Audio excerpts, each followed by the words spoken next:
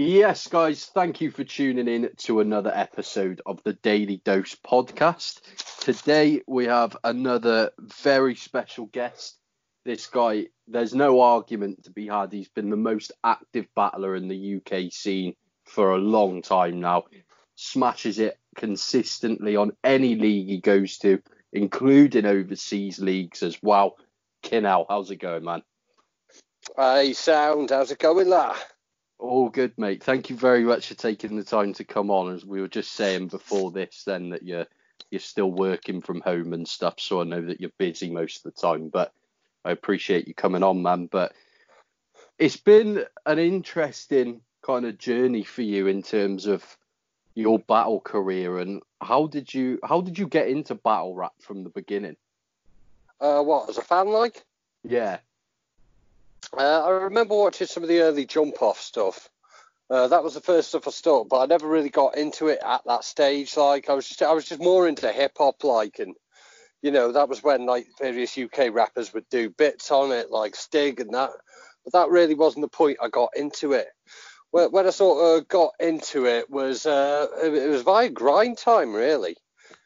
I was really into this podcast called The Low End Theory, which is run by a club sort of centered around the LA beat scene. And the podcast was hosted by No Can Do. And I looked into him a bit. I got some of his music and found out he was a battle rapper. So I looked into that. And the first kind of written battles I watched was stuff like No Can Do battles. He was the only guy I was watching. And I thought it was cool, like, you know, the format and that. But I didn't really, like, sort of get it at that point. And then later on, you had the sort of like Mark Grist Blizzard boom, and that I didn't really get either. Like, but I was at a house party where someone was talking about it, and a girl I knew who knew Frisco from around the way put on, what was it? He put on O'Shea and Innuendo versus Frisco and Eddie P. And like that's when it made sense to me. Like two Scouse lads and two Manx taking the piss out of each other. I thought, right, I get this now. Yeah, Yeah, fair one. No, I can see that, and like for me personally, like I'm similar to yourself in that sense. I think the first battle that I ever saw properly was O'Shea versus Lego, and like watching all the King of the Dot stuff at the time, or going back through like grind time battles and stuff with like the American battlers, it just wasn't really for me at that point. Like I was still in school as well. I was only about 14 when I found O'Shea versus Lego, I think. But it's just it's more accessible to us, like the humor and the accent and stuff, isn't it? Yeah. It's because the American stuff I saw, it was cool, but it was relatable. I didn't really see it as like people like me doing things that I could do.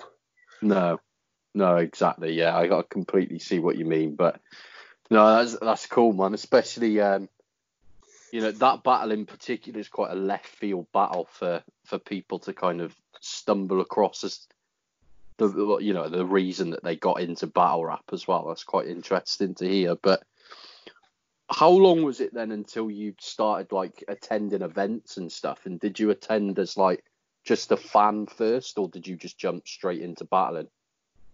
I watched on YouTube for years. I was always keeping up with it, but I never really went to the events. Like I was more into me DJing at that point. Like I was putting nights on, but like I was a vinyl DJ, like, and that kind of faded out, like, because like my whole thing was never like I was never a scratch DJ or anything like that. I was more into like collecting the rare tunes. I was always the guy who'd have stuff that no one else had. Like I'd play a tune and everyone would be trying to ask me what it was. Like I'm like, flipping mate, I had to get this, I had to go to London and go to the shop where the guy who made it works and buy a copy off him. You know, and flipping like, you know, proper crate digging stuff. And like in the digital era, that kind of like faded out completely. Mm. And it's good that it does. I think, you know, things should move on. But, you know, it's like I didn't really enjoy DJing after that. So, you know, I was kind of flipping, done with it. But I kept up with Yeah, I kept up with things, but it wasn't really for me anymore. I know, I was like mainly playing drum and bass and that kind of thing. And I'd done bits of MCing, but it was MCing, drum and bass MCing. It wasn't strict bars or anything. It was just calling for rewinds and that. It was, when we'd booked an MC and he wasn't particularly good, and we'd like had DJ Hype headlining or something, so someone else had to take over, and that was my experience with it. But anyway, I was on a so like, after I got out of the DJing, there was a bit of time and I didn't really have anything to kind of focus on. I kind of like stuck into spoken word, so I was involved with that for a brief time. Like we have this festival in Wrexham called Focus Wales. Yeah, okay. Yeah, flipping where we get lots of people on, and this one year they had John Cooper Clarke on, and I went to see him, and there was this guy, man guy who opened up for him called Mike Galley. I remember thinking he's pretty good, but I think that's something like I could do, like, 'cause he was just talking about like places in Manchester I knew and all this. I thought, oh, this is something within my capacity, so I sort of drifted into spoken word then. I hadn't even been to a spoken word night. And like I started off by going straight into poetry slams, like flipping. I was doing it competitively as my first gig. And I did a few decent gigs off there, and I won quite a lot. I won quite a lot of them. Lost a few and all. The judging's weird on those things, but I ended up doing a thing in like Nottingham with there was like a big spoken word festival there, and that's where I bumped into Youth Oracle. Yeah. Yeah, he what should we call it? He was doing Clash Money had just started at the time, and he was doing a poets versus rappers thing as part of that thing. They had like, now this is a fucking deep cut. There's not many people even know about this fucking battle. Like, it's not particularly good, but one of them was like Harry Baker versus Mrs. Green, and fucking Mrs. Green was Blizzard dressed as a 60-year-old woman. Yeah, I remember that. Yeah. So I was at that, and I bumped into him outside, and fucking like we were performing outside, and he clocked like my style was like heavily influenced by hip hop and like battle rap in particular, because I was using multis and shit. And he goes, "Do you want to try out for Clash Money?" So I did. Did a couple of gigs there. They went really well. And then Clash Money was starting to wind up, and a lot of people at the time were saying, yeah, flipping, you need to go over to training days. But at the time, I didn't really like the look of the sort of dope flop community. Like, the fucking, like, there was a lot of clout chasing going on and, like, forum attention, all this kind of stuff. And, like, I bumped into Hulk at my first battle. He was the first guy to give me any kind of props when I came off stage.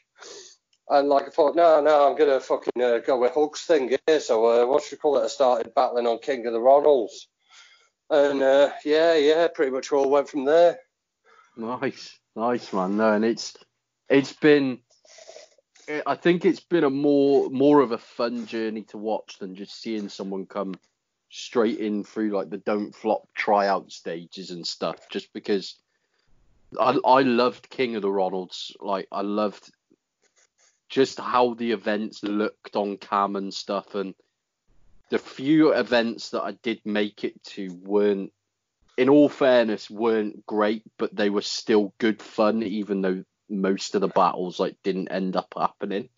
But yeah, it was absolute chaos. The Ronalds always was. Like, mate, I say, in that sort of first year of battling, once I'd got onto King of the Ronalds, like I was battling like every week in different parts of the country, and that's when I really got into it. And that's where I really sort of started developing my style. Well, my style has been the same since my first bar, like, but like, I started learning a bit more about like how to battle, because like flipping my influences aren't really battle rap influences. I've been taking the piss out of my mates in the pub for, my whole adult life, and like it came from there. I just made it rhyme, and just that was my style. Yeah, no, and you can tell, man. It's And yeah, with KOTR, like I just loved the feel of the events as a whole. It was so like it doesn't matter who's battling at those events. It's just gonna be a good time regardless with battles going on. Like I feel similar Yeah. with like it's one of the reasons why I'm such a big iBattle fan and such a big No Coast fan, and like just the Oh vibe yeah. of the events are different to regular events in that sense, and it definitely made sense for you to come up on King of the Ronalds as well. Yeah, that's the thing. Like, if I'd have gone to training days at the time, I'd have been overlooked in terms of like people who were a bit more marketable or whatever. But you know, flipping with King of the Ronalds, I was flipping like, you know, there's always space on the card, and like generally like it was a lot of people who'd like already like tried out for Don't Flop and been told no, so the quality wasn't really there at the time. But like me and Mackenzie came through at the same kind of time, Yeah, and like I think that was a bit of a turning point for Ronalds in general, like because things started stepping up from there. definitely. Yeah, man, and it's like you got some amazing opportunities from King of the Ronalds as well at the end of the day, which I feel like if you had gone to Don't Flop, you wouldn't have had like the No Coast Yeah. battles, for example, and things Yeah, like that. Like, yeah, certainly. Like flipping, like you know, because I was able to establish myself there in a way I wouldn't have really been able to do. Because, like I say, because of all the clout chase, there was a lot of people who were just like forum guys who'd decided to try their hand at training days, and they were like mates with everyone because they went to all the Fiddlers events, and there was kind of an oversaturation there, and some of the guys were pretty good, but it was a big pool, and it was very hard to stand out there. So I wouldn't have done that. Whereas with Ronalds, I established myself as like one of the best in the league, which meant I could headline events, which meant that I'd, you know, battle guests. And as you say, that trip over to No Coast. yeah, man, amazing. But I actually sat down with Bill Blaze 2 days ago. Oh, yeah. Absolute legend, man. Yeah, definitely. I'm a big fan of like ECCM, which is now obviously part of No Coast and stuff. So it was Yeah, interesting I'm to glad talk that's to him. happened. But he was telling me about the time in Minneapolis, wasn't it, where you guys all shared like an Airbnb and stuff. Yeah. It was, me, Mackenzie, Bill Blaze, Real Deal, and Lush. Mental You group of could flip it people, like but that. It was really surreal at that stage. Got to remember, at that point, I was battling like your JTCs and your deafenings and that, like, yeah, yeah, and, I remember it was. and I all was those saying to kind of Bill things, though, like, like for me, it was the reason that because that was, if I'm honest, that was the kind of time that I really got into No Coast. Like yeah, before that, I'd seen the odd battle, like the T-Rex versus G Soldier battle and whatever, but yeah, had never really followed it particularly closely. But seeing you guys go over there was just it was amazing for me in the sense that not only was it kind of the more left field UK guys are going out there in that sense, but it was also just fascinating to see everybody reacting to you all because between yourself, Mickey, Bowski, and Mackenzie, like that is the most broad difference in like accents that you can get UK wise. So it was yeah, good to see you all go down really well over there. yeah. One of my favourite ever battles to this day is flipping, Bowski and Breakneck. Like, that's an incredible battle. If you watch it back, I co-hosted it with Lush One, like. Yeah. And like, there's a bit in it when Boski starts just breaking into a load of flipping double time, and flipping Lush just turns to me. He's like, "Whoa!" Like he's rapping. It's a magical moment. Like, and some people don't even know it happened. Like, people need to check that Boski and Breakneck.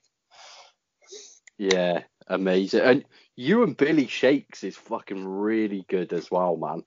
Yeah, Like that's it.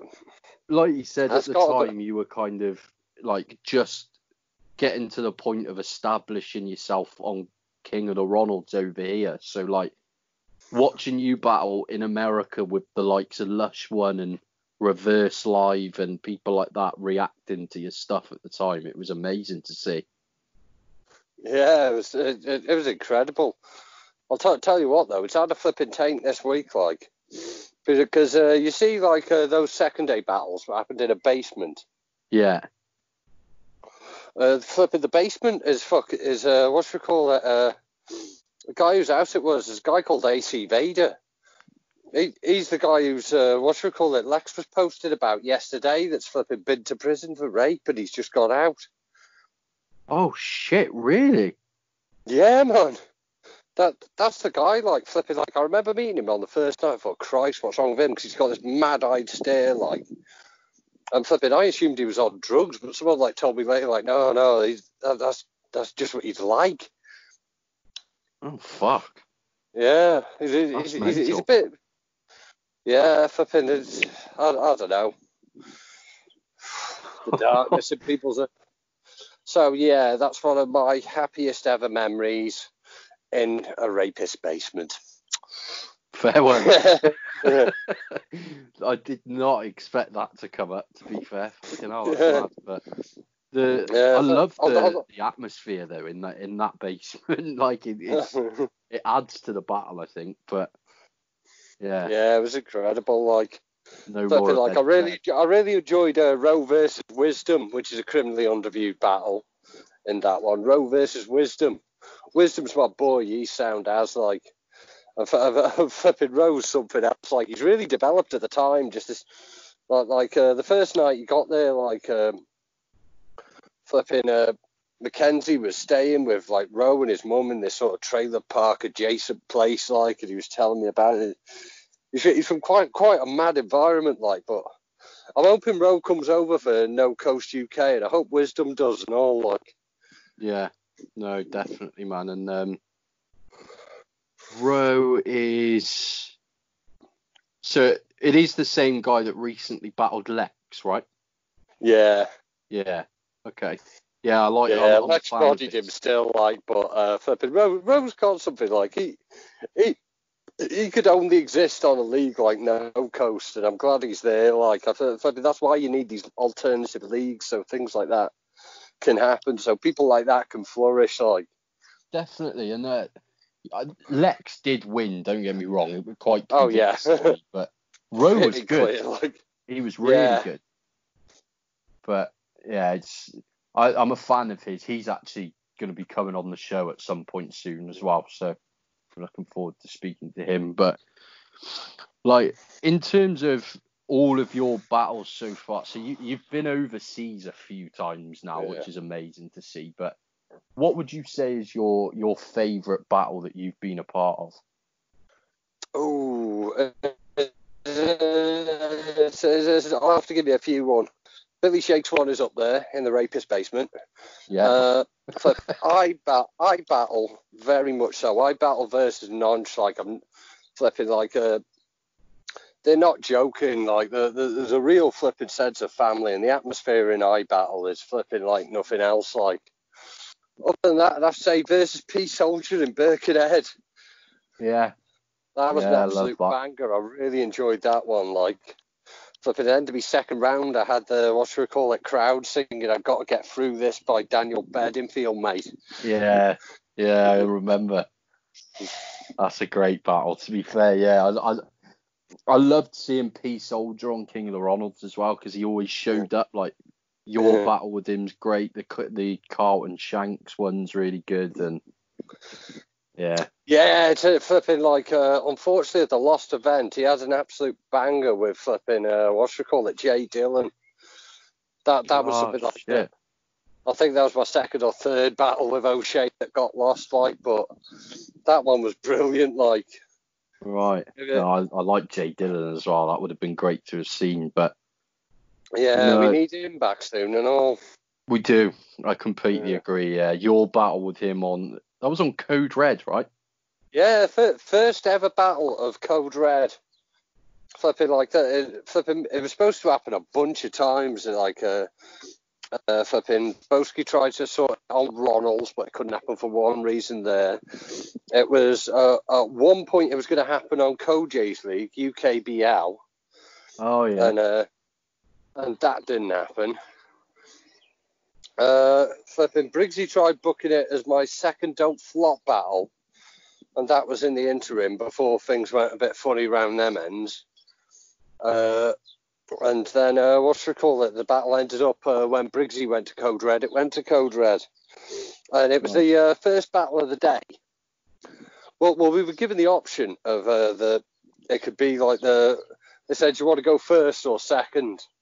And the other battle was Soliloquy versus Briggsy. So I thought, and something briefly seen Briggsy around afterwards, and he seemed way too happy. Like, I thought, fucking something's going to happen here. Like, I thought, I don't want to have to follow it. Like, if this one ends up in chaos, like, it's gonna be hard to like pull it back with regular jokes. Yeah. So opted to go first, and I'm glad I did that. Yeah, it's a good shout, to be fair, but yeah, no, it's a good battle as well. Like, to be honest, I don't really remember there being a bad battle on your part. And was there like a freestyle thing you did with Lefty or something like that?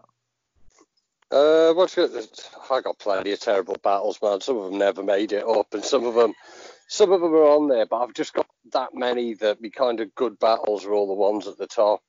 Yeah, that's fair enough. But back to iBattle, man. Like, you were the first British guy to go over there, right?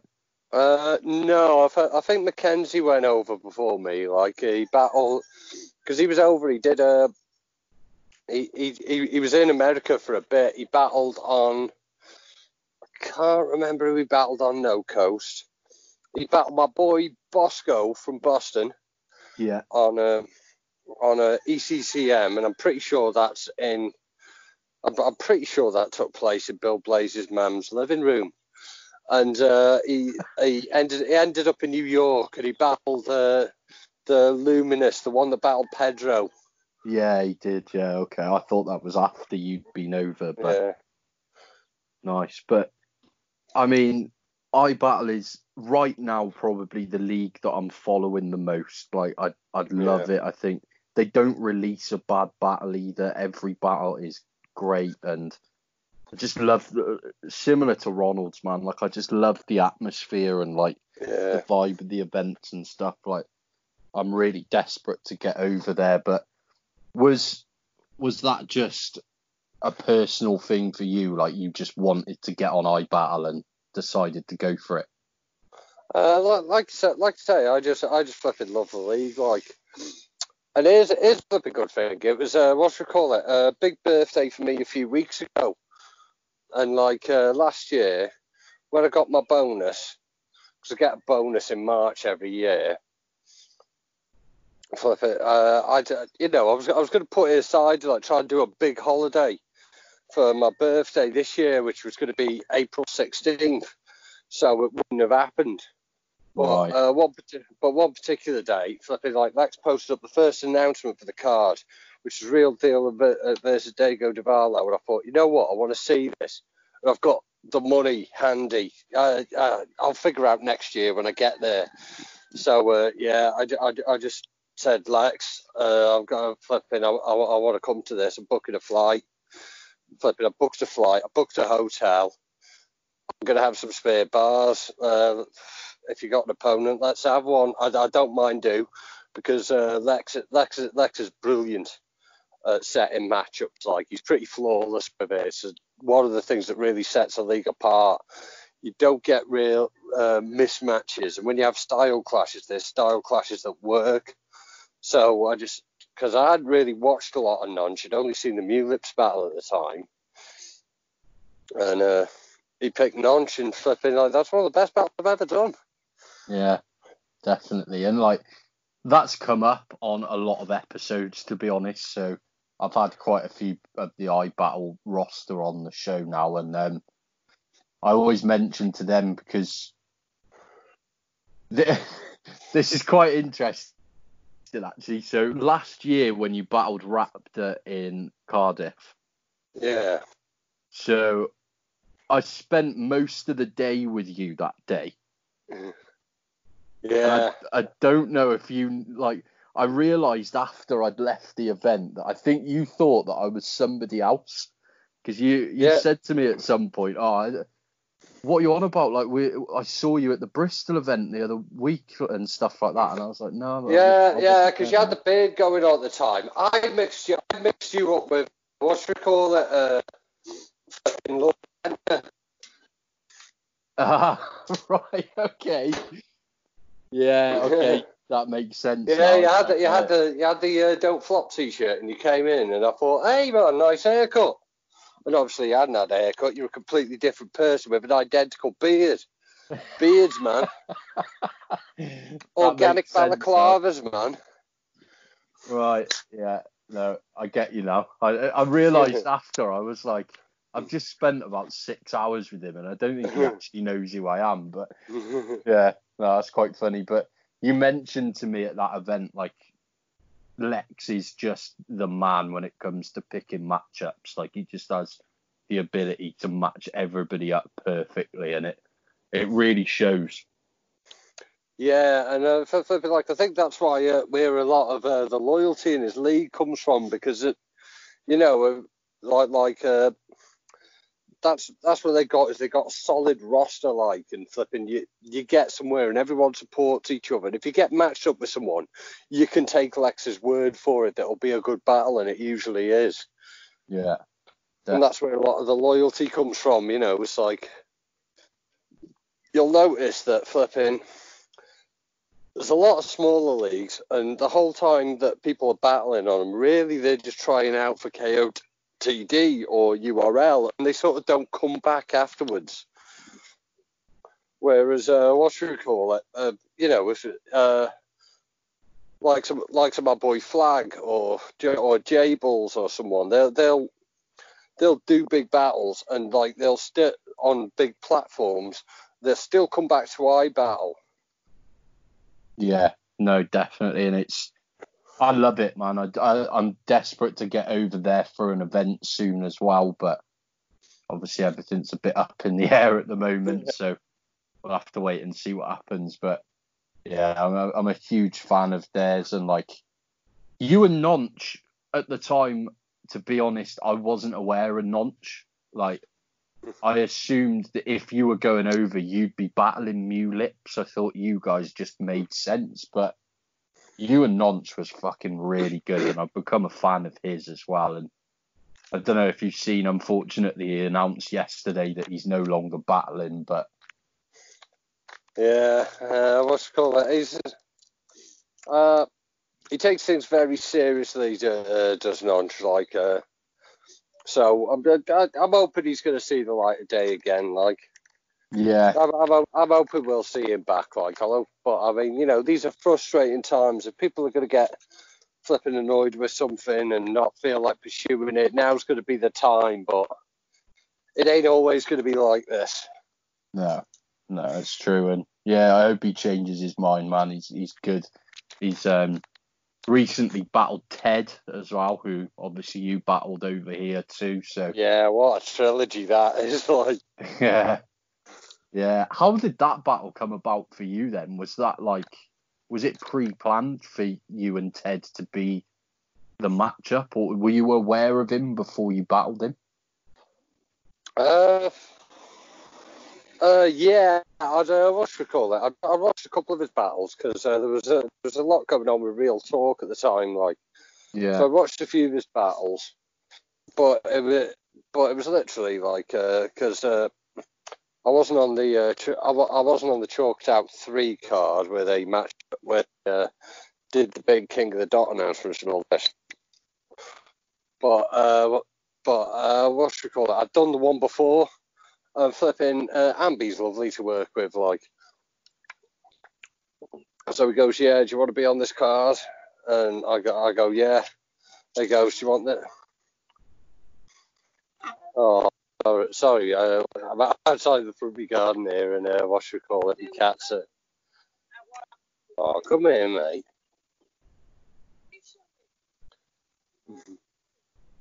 Sorry, my cat's being concerned about a dog that's walking past. He's a very lovely dog.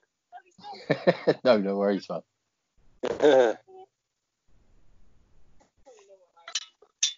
Come on. Yeah. Oh, he's a nervous chap, bless him. Yeah.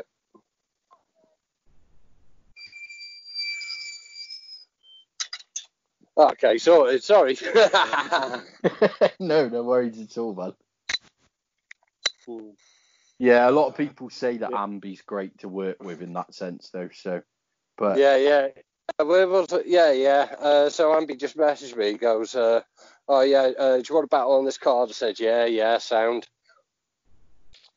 He goes, "What's it called? Have you heard of Ted from Australia?" I go, "Yeah, he's class. I'll battle him." Like that was another good matchup. Like I don't think,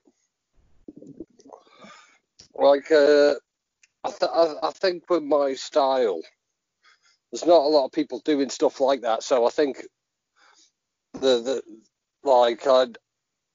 I don't think there'd be anyone that you could match up as well with Ted as me at that time that was active. I mean, him versus someone like Shuffle or something would be good, but you're expensive and you're dealing with stuff. But yeah, worked. Yeah, it was a great battle, man. I loved that. And do you know what? Like, that event got quite a lot of stick from people that weren't at the fucking event. For me, it's probably one of my favourite events that I've been to. It was a really good event, but yeah, I love that battle and become a big fan of I think there was an issue at the time is because obviously this was during the sort of Don't Flop hiatus. Yeah. And at that point there was a lot of battles in London, like flipping a lot of you had Code Red going on, and like basically every event seemed to be in London. Yeah. And there was a lot of them seemed to be at Concrete, and drinks were costing a lot and that. And I think people were a bit burnt out on going to London. Yeah, I can see that. If there's events all the time, you can't rely on people travelling to London. And if there's an event every week, then like people in London are just gonna think, oh, I'll just go to the next one.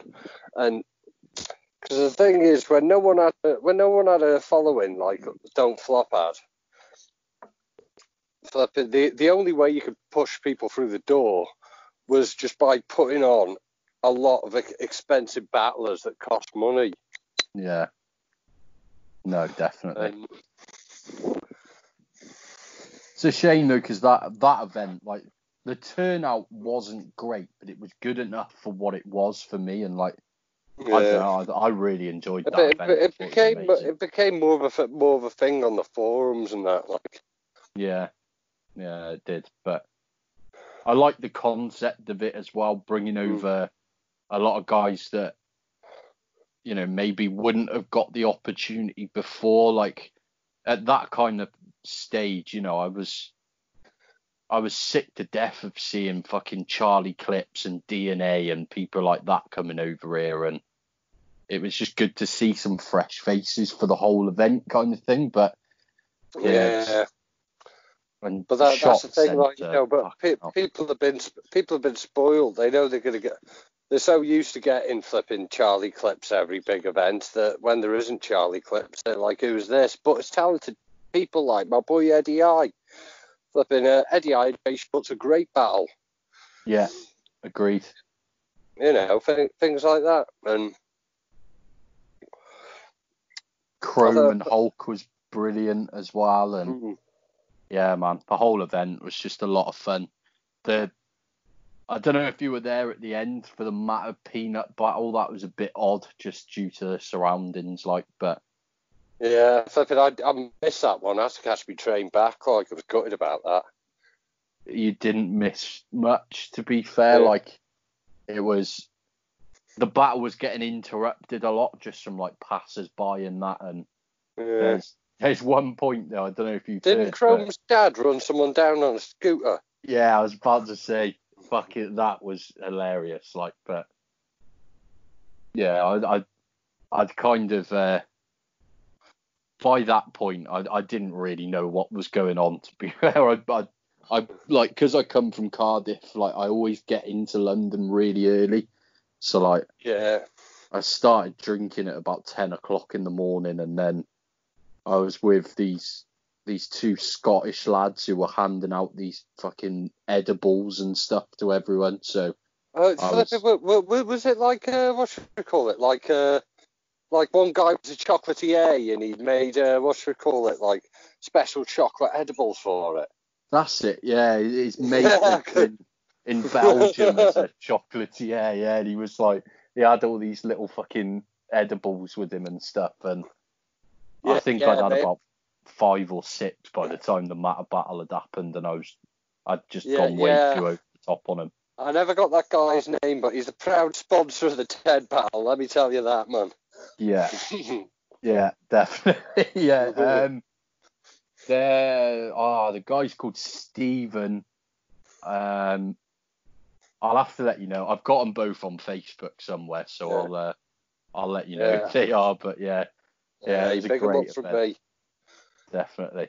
But no, I mean, in terms of your battles, like I've seen you live quite a few times now. I think I only ever made it to 2 King of the Ronalds events, and one of them was where you were meant to battle Els in Manchester.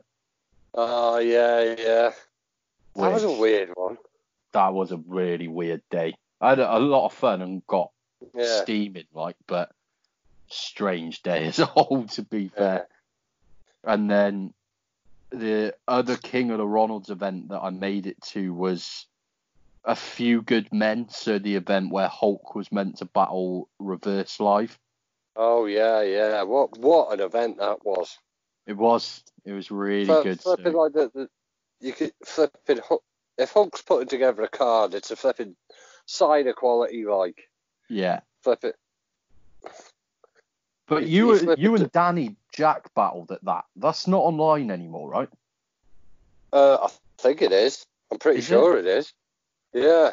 I was trying to find it a couple of days ago to rewatch it, and I couldn't find it anywhere.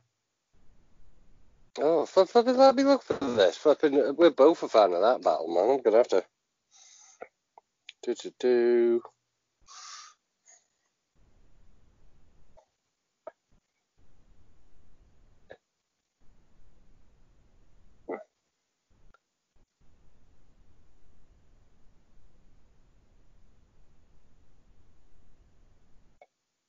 Must be on here somewhere. I'm scrolling pretty far down, like. Jesus, there's a few of mine that have been nudged right to the.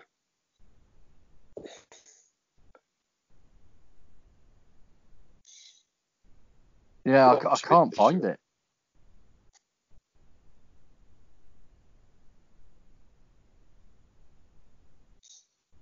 Yeah, that flipping has disappeared, man.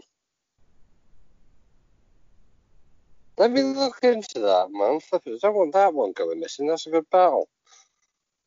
Yeah. I tried to find it to rewatch it the other day and just couldn't find it anywhere. But I ended up going on your verse tracker to try and find it through that, and even that way the link just wouldn't work. So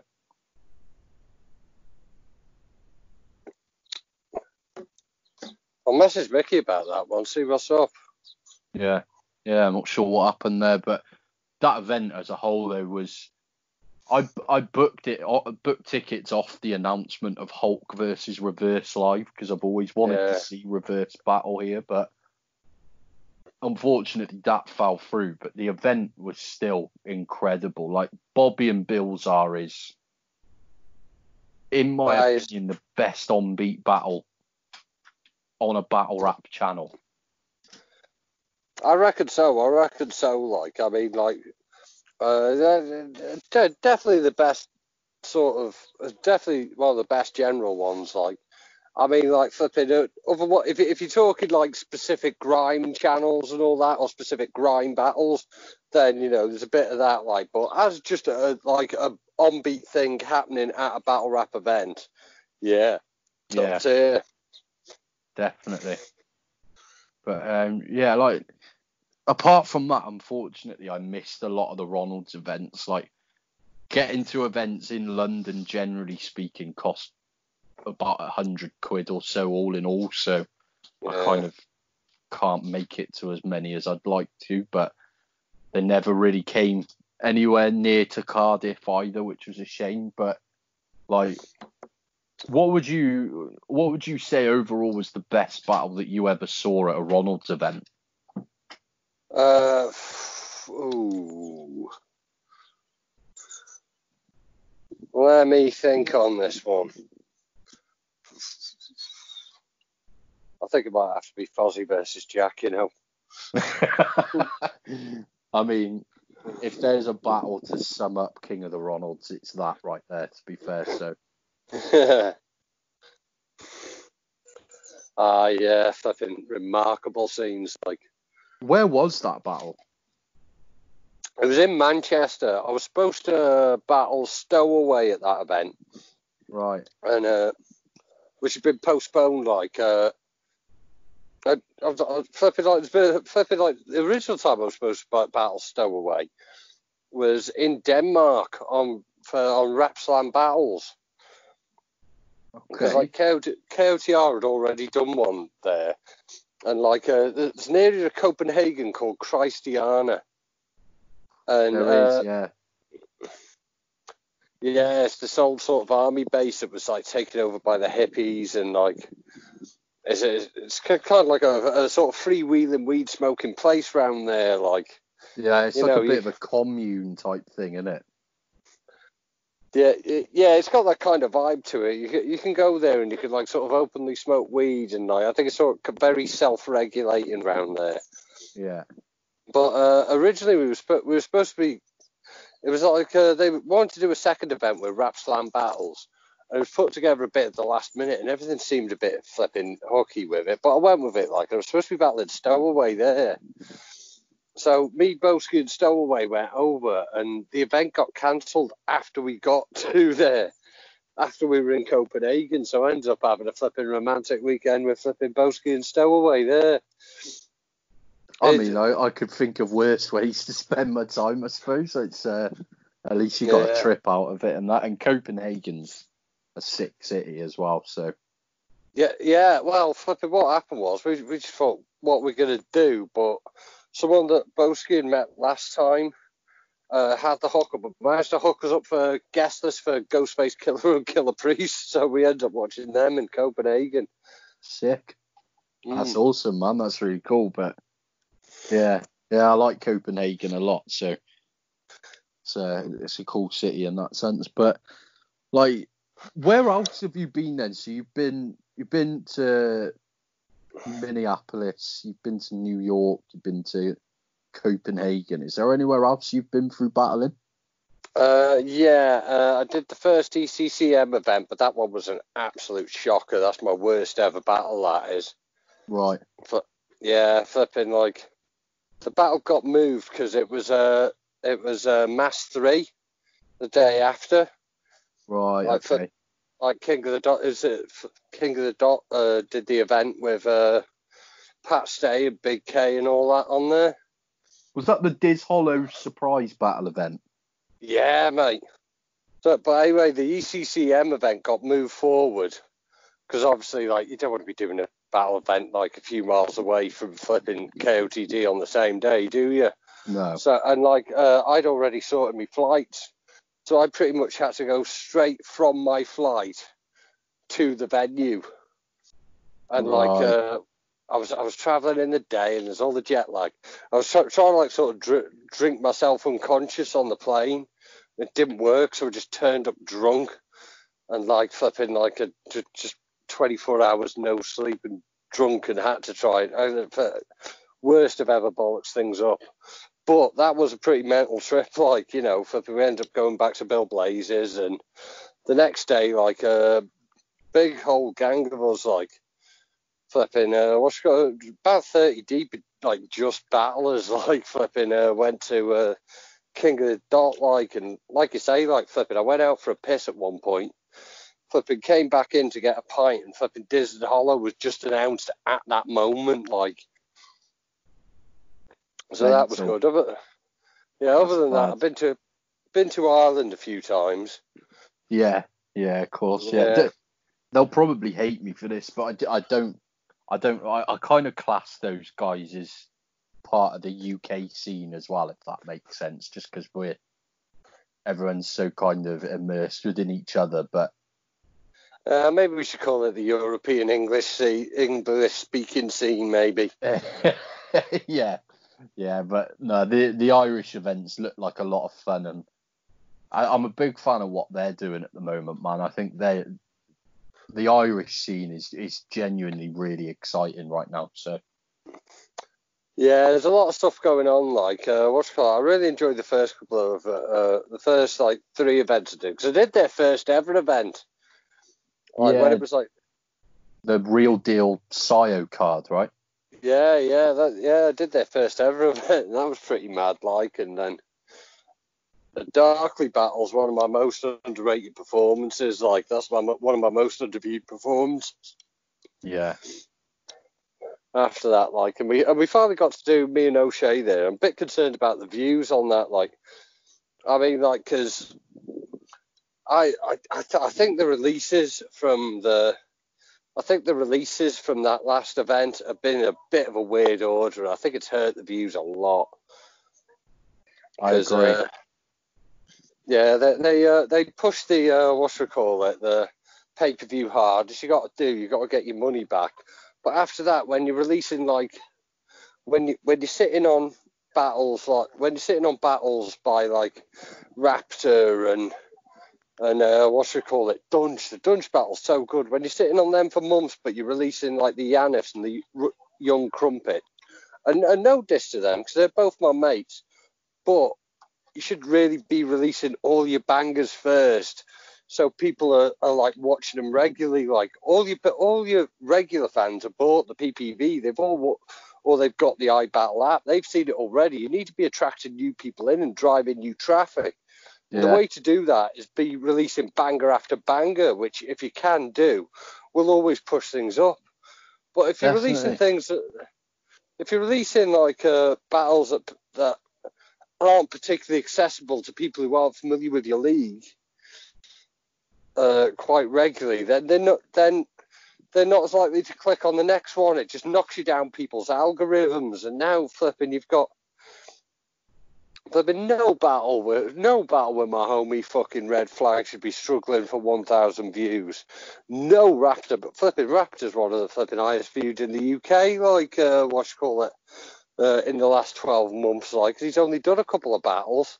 Yeah. Flipping, he shouldn't be struggling for a K. Like, you know, someone's fucked something up there. Like, yeah, and I mean, with that, you know, it's a bit of a no-brainer, isn't it? You upload the Thesaurus battle first because he's got a worldwide fan base. Then you go for like, you and O'Shea have both got fans all over the place from battling here, there, and everywhere. So you put that. Drop all your internationals first. Like flipping the Dunch battle should have been popping off. Should have gone up ages ago. I think it's going up next week. And flipping, right. That's an absolute banger. Yeah, but Dunch is unreal. Oh yeah, he's incredible. Flipping, certainly one of the most underrated. But like now, it's going to drop at a time when people are not checking for rappers full.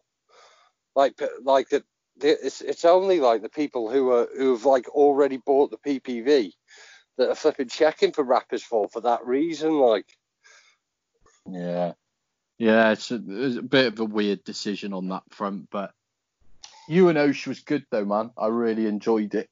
It's man. Obviously something I've wanted to see for a long time and should have seen a long time ago by the sounds of things. But yeah, I loved it. It was really good. But when is that dropping then? It hasn't dropped yet. Is that right? I haven't got a clue. Middle of next month or something like. Yeah. Like that annoyed me. You know, Rory's my boy and all this. Like, But, it wasn't really a Rory event, like. But to be honest, like, I wasn't happy with being prioritised that low, me and O'Shea, like, No. when there's... Because like, well, they pretty much stuck to, the release schedule that came out. I said, hang on, this is a bit dodgy. You prioritised us really low and you prioritised some other things really low. It's not going to help the views. And I kind of got dismissed and flipping like now flipping battles that really shouldn't be struggling for views are struggling for views. So, I mean, like, I don't know, like... Yeah, it's a weird one, man. Like... Yeah, flipping, if we hadn't lost the footage of the last flipping O'Shea battle, like, flipping... That'd have done, like, flipping 2K the first day easy, and flipping it'd probably be sitting on about 5 or 6K now. Like, now I'm flipping wondering when we...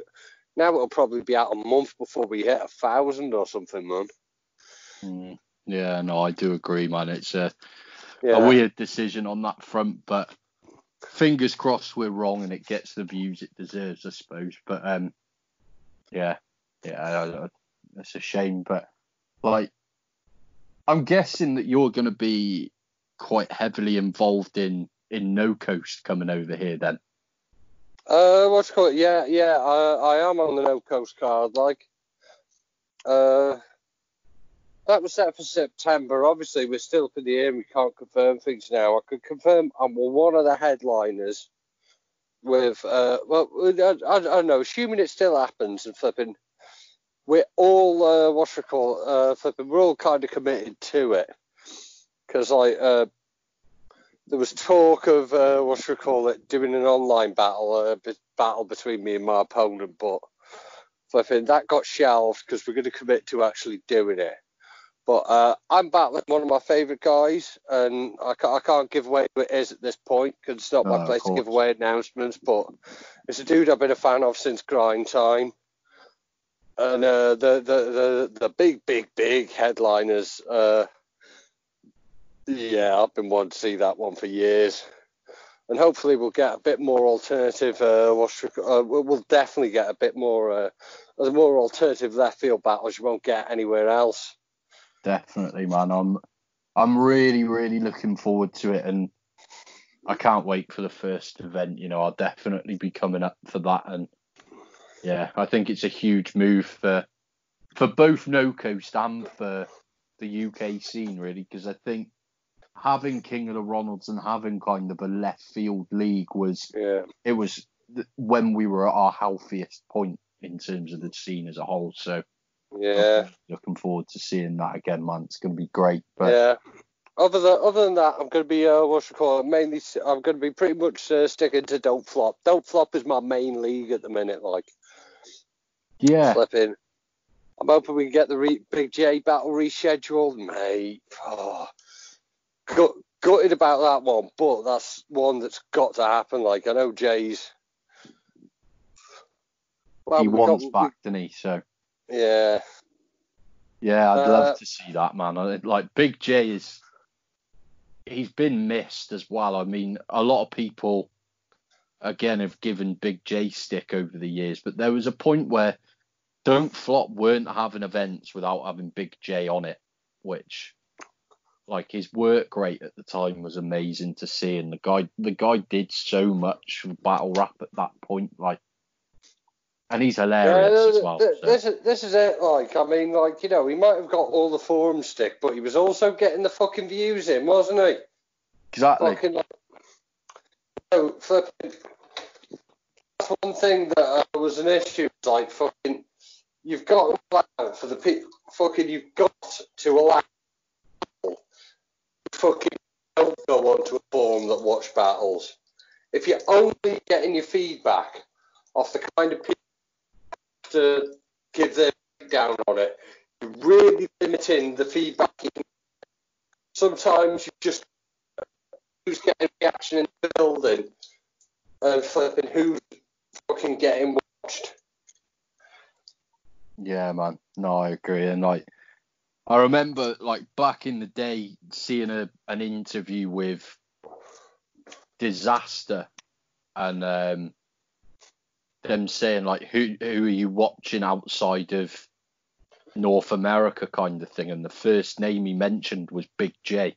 He was like, that guy is fucking hilarious, man. I watch Big J all the time and stuff, and like it shows because even the massive names are aware of who Big J is. Do you know what I mean? Which back then there wasn't many UK guys that were getting any traction overseas, really. So, well, the thing is with a lot of the bigger battlers, like flipping, have seen it all before. They've seen everyone, like, so they tend to latch on to anyone who's different. Yeah, a bit more definitely. like. Yeah, it'd be good to see you two battle though, man. And like, I'm enjoying Don't Flop events, man. Like, I was expecting them to come back and try and immediately kind of emulate the kind of events that they were doing beforehand. Obviously, their first event back was that Sheffield event. I can't remember, Retaliation or something, I think it was called. And they were booking, a lot of internationals that I don't think anybody really wanted to see. But since that point, they're going from strength to strength. I've been to quite a few of their. I think it was kind of a bit of a turning point because there was a lot of people, like, I think Matters versus River was going to show up, and that didn't happen because Rivers couldn't make it. DNA pulled out at the last minute and all this. I just got up there to support Mickey and flipping Boski, I've been flipping, like, that was going to be my first event where I didn't battle that I'd been to in like 2 years. Right. And so flipping, like, I was annihilated on Tusky before I left the house in Chester, like very early, and flipping, like, me and Boski, but like, cause there was loads of dropouts, me and Boski ended up battling flipping Mickey and Bonnie Godiva, like. Yeah. But see, although people were like saying, Don't Flop can't go, all these people dropped out. The thing is, that event was really, really fun. And I think it sort of started the direction again, like, because when Don't Flop was at its peak, they could book anyone. So the only thing that people wanted to see was the biggest names and that. And Don't Flop's got back to just doing events that are just sick to be at, like. Like, flipping, I'm really happy with the direction it's gone in, like, in terms of like, these are the kind of events that I want to attend, and they're attracting the kind of crowds that I want to battle of. I think it's been like smashing it in that respect, like. I do too, man. I completely agree, and like, I love the experiments that they're doing to get new fans involved, like those Uni Bruv tour events that they were doing and stuff like that. Like, I've been because that's what's needed. Definitely, yeah. I completely agree, and like, I've been to obviously the Cardiff event last year. I know I'm biased because I live in Cardiff and whatever, but it's not often I get to wake up, walk into town and see an event kind of thing. But it was a really good event, and like, I've been to all the Bristol events that they've done, and the best thing about them is like the Bristol events. Flipping that first one where I battled Zane, that was flipping boss. That was a great event. Yeah, I agree. Yeah. Flipping like my brother lives in Bristol, like. So me mum and me stepdad and that came down to watch, and I was there with my girlfriend and that, and they were all at the back when I battled Zayn Azrai. That's the first time, like, me mum's ever seen me perform, and I'm battling Zayn Azrai. And before the battle, he pulls out an A1 printed picture of when I was on life support in a coma. I remember that, yeah. That is such a soft start to a battle, man. Oh, definitely. Yeah, I bumped into you briefly before the battle, in that little Irish bar down the alleyway round the corner from the venue. Yeah, I remember, man. Yeah, and I remember, like, because I went really last minute anyway. I only bought my ticket like the day before, I think. I didn't know Crash at this point, but Yeah. I saw that Crash was on the card and was just like, I may as well just get a lift and go to this event kind of thing. But yeah, I'm glad I did. It was an amazing event, and like the recent one that they did in February with the 2 title matches was it was great, really really good event, and I think I got my ticket for £1 back in like November, and like for £1 I got to see Yunnan Crafty. Hello. It was a great event, like there. Yeah. Hello. You're cutting out a bit. Hello, can you hear me? Can you hear me? Yeah, you were cutting out a bit there. Hello? Yo, can you hear me? Yeah, I can. Check. Happened. I don't know. There we Strange times, man. Yeah, but yeah, like I was just saying with the recent Bristol event, like I got my ticket for like £1 back in November, and for £1 I got to see Yunnan, Crafty, Press One, Lefty, Zayn Azrai, like all these people on the card, man. And it's the best thing with Bristol is every event I've been to, I've only recognised the battlers that are on the card. Like it's an entirely new fan base. Yeah, the people come out, man. The people come out, and that's what we need. That's what was lost when Dope Flop was gone, because people were all the other leagues were trying to appeal to a crowd from the forums that were already fans of people. They weren't bringing new people in, whereas people will see like, oh, there's a Dope Flop happening here, and they'll come and they'll check it out, like. Yeah. And I love that, man. I love that. It can't all be entirely focused on like a handful of people that are very online with it. Like, no disrespect, I love all my heads that are that into it, but you know, we need people. We need people, and we need things to be a good time, and that's always been my ethos. No, I completely agree, man. And like everybody's always kind of. I've not been in the forums for quite a few years now, to be honest. I've only just kind of rejoined them to try and promote the podcast a little bit. But like everyone's always saying how, like, trying to come up with suggestions to how we get it back to, you know, tryouts getting 50,000 views or whatever. And I don't think we ever can get it back to that point, because it's not a new concept anymore. We should be thinking like that. We should be thinking like that. I mean, like, it's an unrealistic aim. Yeah. Like, basically, it was just a massive fluke when it happened in the UK in the first place. Yeah. I mean, like, people talk about, like, you know, the levels of America. They don't realise there's a lot more levels to America. Like every state, all 50 of them, has 1 or 2 leagues with guys that think they're the best, and they're getting in 200 views or whatever, and like whoever's best in that league will battle New Jersey Twerk when he's in town, like, and all this kind of thing. Mm. You know, it's like we're a very, very small talent pool. We are less than most single states, like.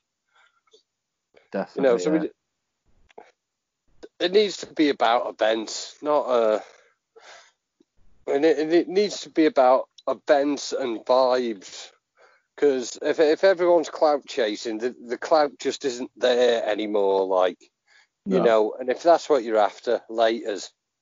Definitely, completely agree, man. Yeah, it's ridiculous, but I mean, the only way that we're gonna improve, we're never gonna hit those views again. Don't get me wrong, but the only way that we are going to improve them is, 1, by bringing in new fans, which Don't Flop are doing, and 2, by going to cities that don't get events like this as well. Like, I like how Don't Flop aren't afraid to do events in like Shrewsbury, for example, or Portsmouth. That last Shrewsbury event was fire. Yeah, looked it, man. I've not been to one of the Shrewsbury events yet, unfortunately, but Yeah, the first one was chaos because like doing it in a club of like flipping like 500 people who aren't battle rap fans, and there was a bit of issues with the scheduling and some on-beat battles were a bit too early with it, and like after people had been raving to the on-beat battles, they didn't want to go back to a cappella. So me and Matt was a bit of a struggle in that respect. Like we had to, yeah. But no, I can the imagine, point is, people who will show out there. So when we went back in with that new information, and sort of did things a bit differently. The one with me and Waps, me and flipping with Flag and Craft D, flipping Hulk and Trademark Blood, flipping brilliant. Yeah, brilliant. Great event. End-to-end banging. I love it. And Frankie Waps, man, like that's such a cool battle. Like it worked really well, but how did that come about? Did you request that, or? It's one of those ones where, because like when I right at the start when I said I used to watch a bit of Jump Off. He was one of the guys I used to watch. So we're talking a guy I was watching off on the Jump Off website because YouTube didn't really have battles like that then. Yeah. You had to go to the Jump Off website. I was watching him in them days, so. We're talking to my earliest connections with this stuff, and he hadn't been around for a while, and he'd done the odd things, he's got a good battle. Might be Sid Vicious on a what's the Philadelphia league? Crack City. Okay. That's a good one. Yeah, and I think that was the last thing he'd done. But he came back to battle Esgram as the on the the iBattle card that I was on. Yeah. And that's the first time he'd been seen in a battle context in literally years. Yeah. And before the event, me and Real Deal were sort of like pacing around the block because it was in Flatbush. And we were sort of pacing around the block going through our bars. And we got there, and there's this one guy, backwards baseball cap on, and he seemed familiar. And when we were in front, we were just running our bars in front of him, and he was vibing. I thought, this guy sound like, but where do I know him from? Where do I know this guy from? And then obviously the battle gets announced. He starts rapping. I'm like, fucking it's Frankie Waps. So yeah, that was a big one. Yeah. And I was watching him, I thought, this is the shit I love. The fucking the multis and the fucking jokes and the imagery.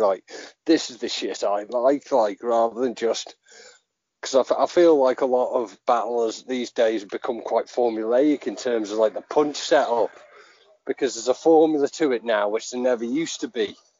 Yeah.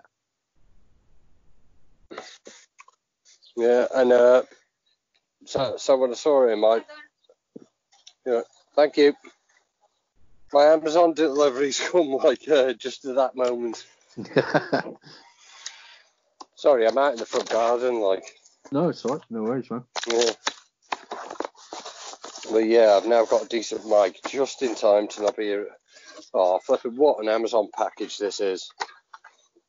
I've got an iRig, mic, which I'll be using for Sinister Cinema, which you can tune into, and 2 Blu-rays. What have we got? We've got flipping the big, super chunky, absolutely everything on it. Arrow release of RoboCop. Nice. Flipping you're very into your obscure movies, right? Yeah. And flipping, I've just got my Blu-ray of Bad Biology, man. You ever know about this film? No. Yeah, I've only ever seen this on the worst pirate stream ever. But it's a film by a guy called Frank Henenlotter, who did Basket Case and this film called Frankenhooker, which I strongly recommend check out. Okay. And after Basket Case 3, he never did anything for a while. But Vinny Paz, funnily enough, ended up bumping into him and said, why haven't you made films for ages? I used to love your films and that, like. And he goes, no one wants to give me the money to make this kind of shit. And he goes, well, I'll fucking produce it.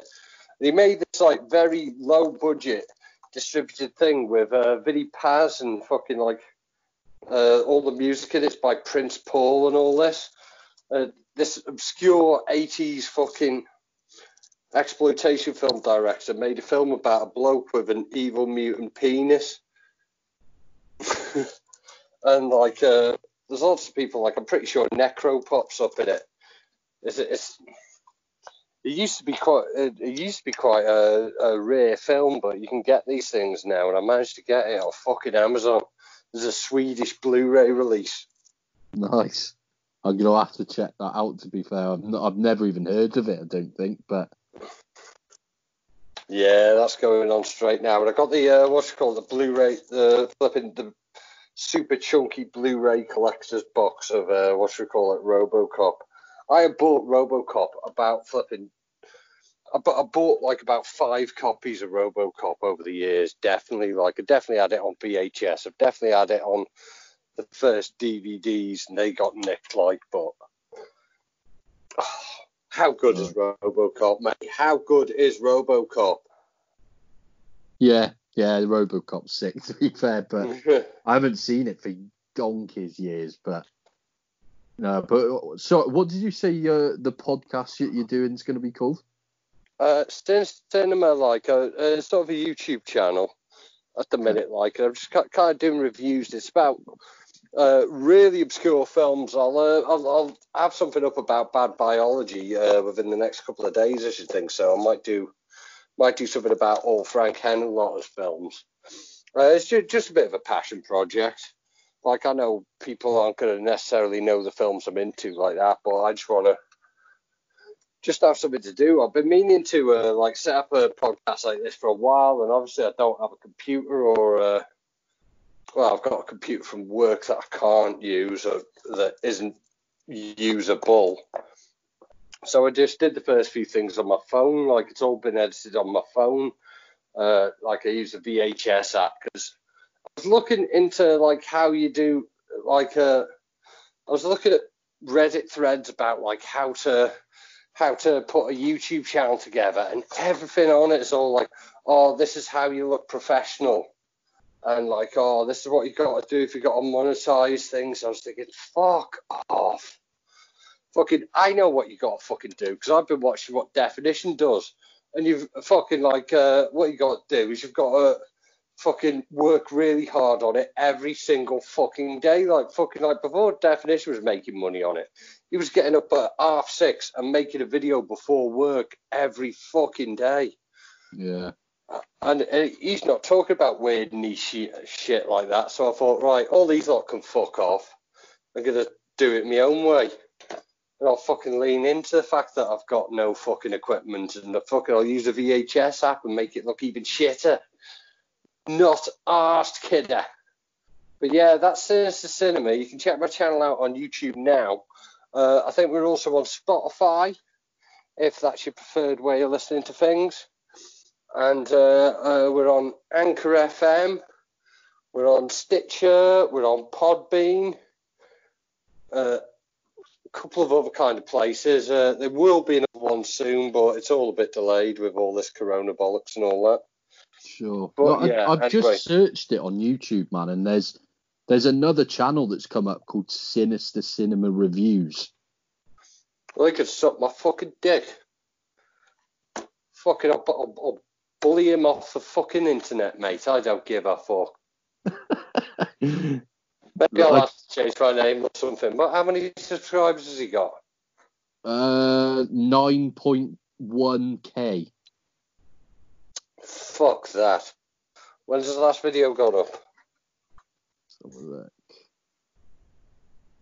5 hours ago. Exploring Gothica or something like that. Oh, God, no. Yeah. So I'm probably going to need another name for my channel because fucking... That guy sounds fucking gay as fuck. I don't want to be associated with him. There we go. I've just found your channel now, so... Yeah. Exploring Gothica. Explore your fucking mum. Prick. Well said. I like it. Yeah. Fucking. No, I found your one now though, so I'll definitely keep up with that, man. That sounds good. But like, in terms of like your battles so far, like what's the longest that you've had to spend traveling to an event? Then would that be Minneapolis? Because you can't fly directly there from the UK, can you? Yeah, that was a pretty long flight. The biggest ball like getting back was flipping.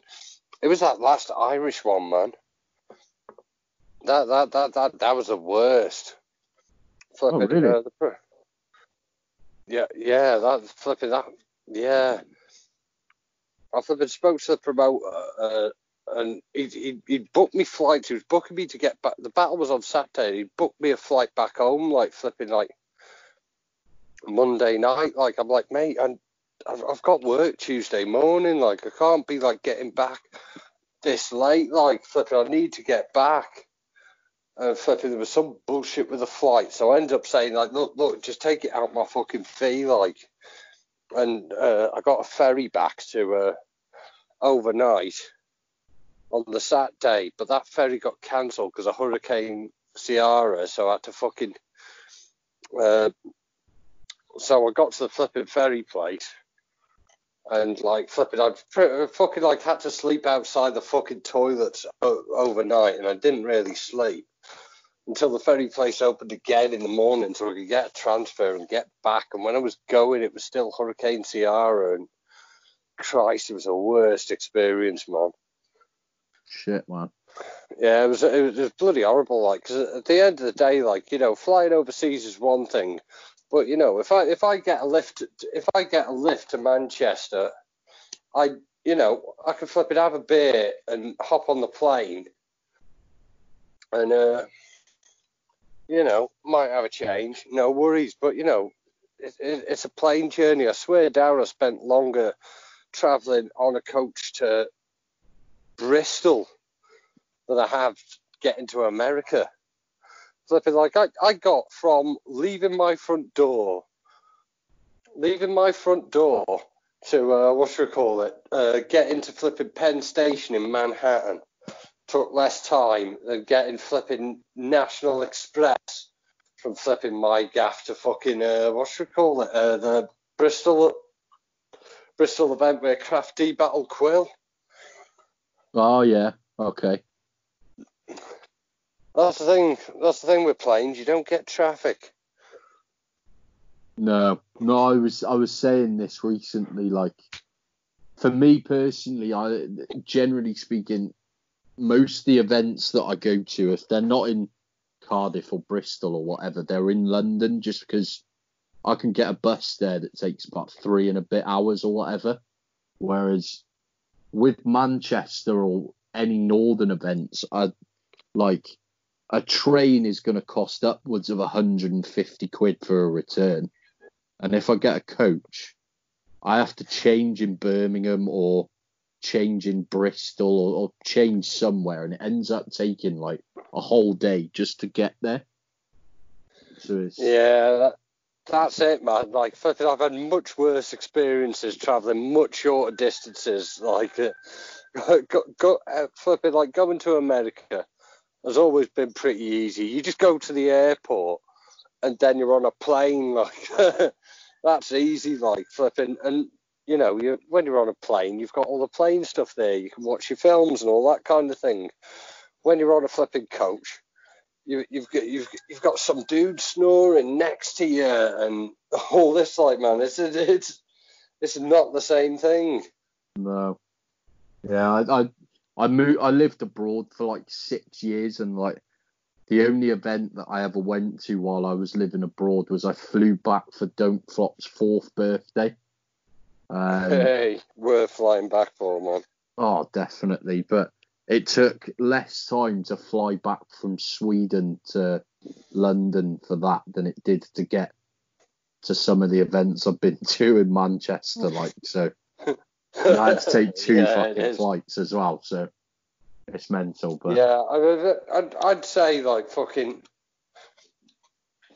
my worst journey back from event has by quite some margin been that last Irish event. But generally, the ones that have just been long, flipping National Express cross country is way worse than flipping any plane across the Atlantic. yeah, no, definitely, man. I agree with that.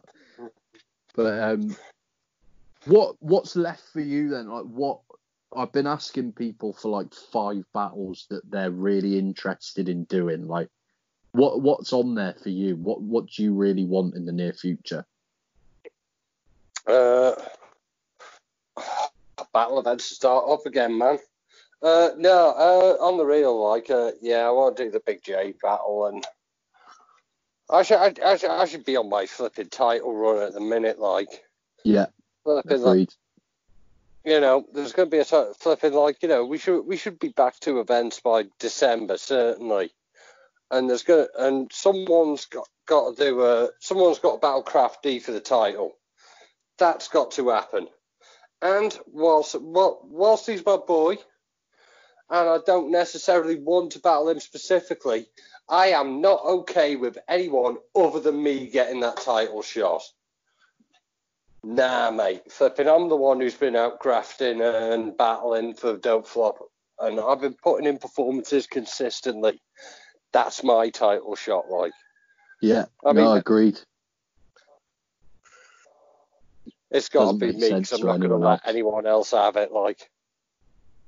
I mean, realistically, who else are they going to put up for it? Like, I can't even think of anyone, if I'm completely honest. Yeah, this is it. Like, the only people are, like, people who don't are, like, if it's some absolute flipping legend, like, Respect BA, like, but, he's not going to come and do it just for the pride. You're going to have to flip in, like, with the appropriate amount of cash through. And even then, like, I reckon I've built up some support, built up enough support in Don't Flop that the regular Don't Flop fans would be happy to see me do it. Definitely. No, I completely agree. And even with booking Respect BA for a title shot, like, he doesn't battle often enough to warrant being the champion. If you're going to be the champion, and like, I'll use Gwame as the example here. Like, Gwame is the Rappers Full champion. We haven't seen him battle for what, 18 months, 2 years? Yeah. There's other reasons for that. Like, flipping, like, he's had battles booked that have fallen through. Like, it's been one of them. Like. Right. And if you're the champion, you can't really be like just battling the local dickhead, like, when your shit falls through, like, can you? No, true. Oh, okay, no, I see what you mean, but I just think Respect BA doesn't battle often enough to warrant. Yeah, I'm just using it as an example because flipping, when that poll went up. When Crafty put that poll in the form of who do you think should get the next shot, flipping, like, it was a bunch of names and it's just me that battles regularly. Who else was put forward as suggestions then? I didn't see that. I think I think Shuffle got put forward, but he's already the doubles title and all this, like, and I can't remember. I might have to bump the thread, But it was like I was a guy who's out there doing bits, like. Yeah, no, definitely, man, and there's nobody else that deserves it in my opinion, and Yeah, it'd be a good battle, actually. I think it's a battle that wouldn't happen in any other circumstances, maybe, but I Yeah. think it'd be good to see. Hopefully it's in Bristol as well, just so I can, or even Cardiff, just so it's local and easy to get to. But any other battles that interest you at the moment? I'll just see what comes along, man. I'll just see what comes along. Like I say, I'll be sticking with Don't Flop, like. So, if anyone else wants to book me, it's going to have to be a good offer, like, because at the minute, like I'm not a guy who charges loads of money, and I'm a pretty flexible guy. I just want like someone I can write about. Doesn't have to be a big name. I just want something that I can write 3 interesting rounds about, or 3 good rounds about. Yeah, no, it makes sense, man. And you picked some good battles down the years anyway, so I could appreciate that. But yeah, there's a lot that I'd like to see from you. I mean, you versus Rowe on No Coast, for example, I think it'd be really good. And like, Hello? yeah. Sorry, can you hear me, man? Sorry, what's it called? My phone rang at the same time as I was doing the Skype call. And now, it's knocked off my headphones and all this business. Can You can still hear me in that? Yeah. Can you hear me?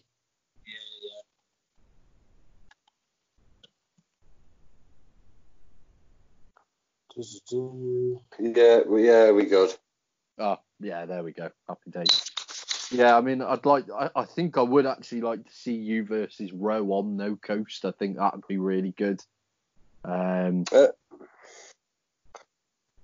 think, do you know what I would like to see on No Coast, though, which it's a bit of a left field shout, I guess, but I'd quite like to see you battle Real Deal. Well, it ain't going to be me, but obviously he's off doing King of the Dot champion things. But he's a good mate in No Coast. You never know. Might be seeing him soon. I like that. Yeah. Yeah. Won't be me though. Right. Okay. Fucking like I've got so much love for Real Deal. Like I'm so happy that he is the fucking battle rap champion of the world right now. Like, Yeah. fucking like it's we've been on an insane amount of cards together, like, and in different places, like, we've fucking been on the piss in Enniscorthy, we've been on the piss in Minneapolis, in a rapist basement, we've been in, I've drank in a lot of different cities with Real Deal, like, I got nothing but love for him, like, the soundest fucking person, and fucking so committed to doing the best shit with his craft. Like, there's no one more deserving of being the world fucking champ than Real Deal.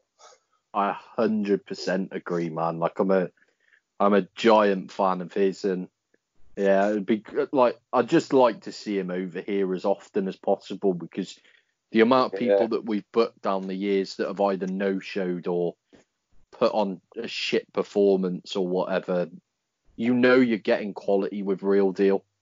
Consistently, every time.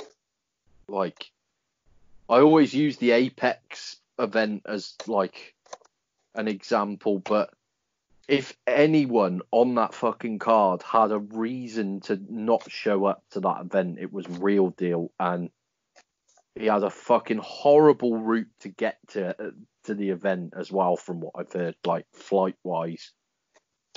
Obviously had some tragic shit go on around the time of the battle, and still turned up as a professional and put on a phenomenal performance. So absolute undisputed legend.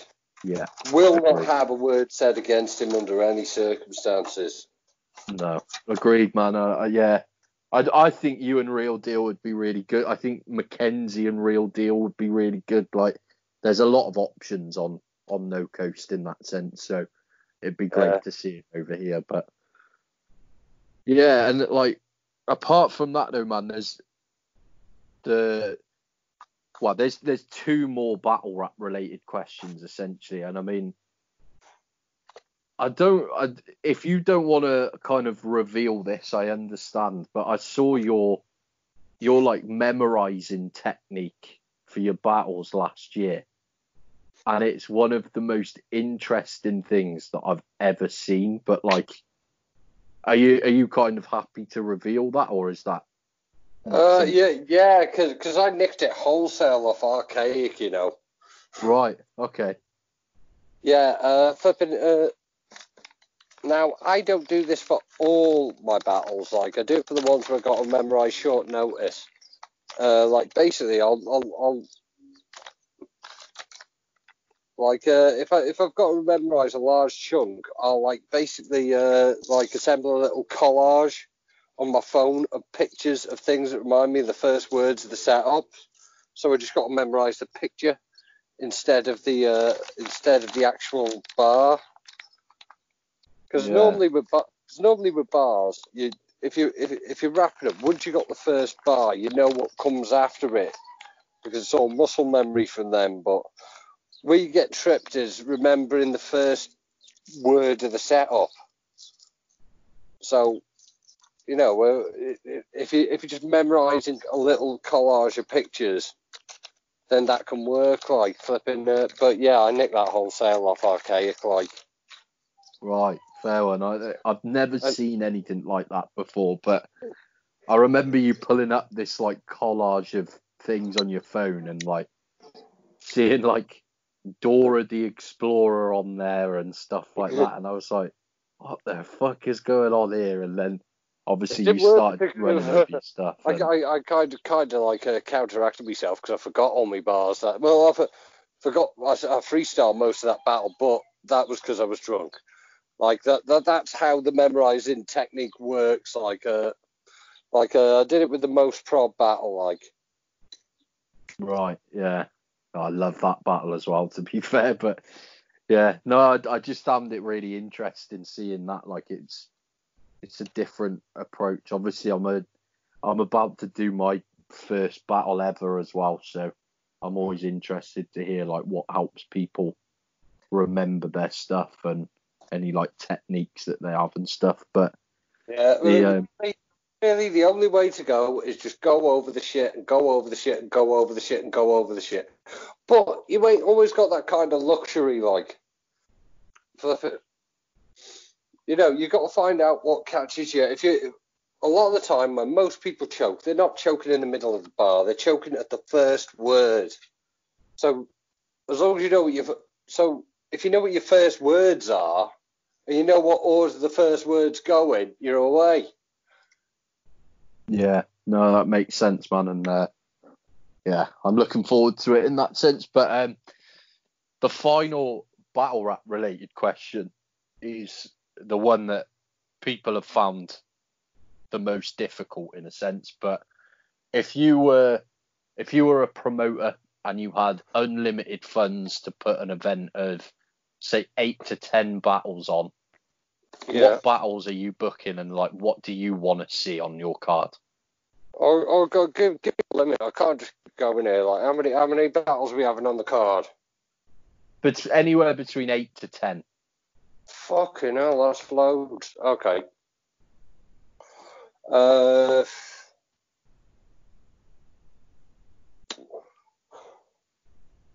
Right. Fucking hell, man. 8 to 10's a lot, man. Okay, first of all, I'm going to book myself versus... who shall I battle? I'm going to book myself versus Cadillac Ron because we're going hypothetical here. Okay, no, I like that. Yeah, next we're going to have... Next, we're going to have an on-beat one. We're going to have Gets versus Dialect. No, Okay. yeah. Sick. Okay, we're going to have...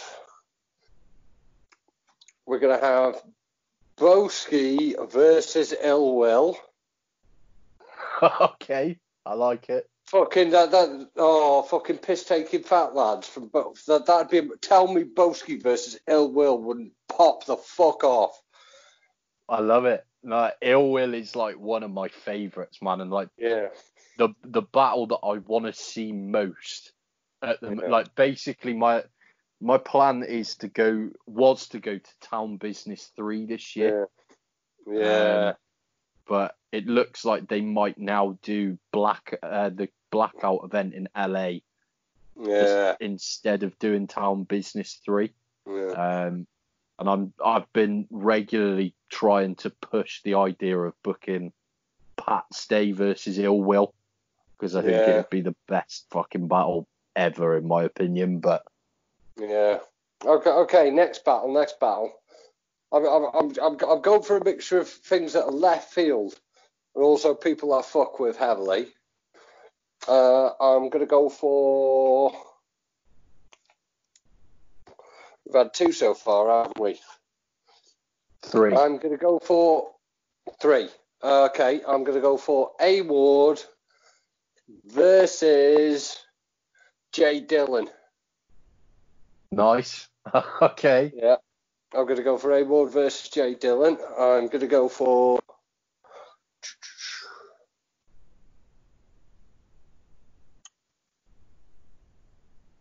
I'm going to. Let's see who else.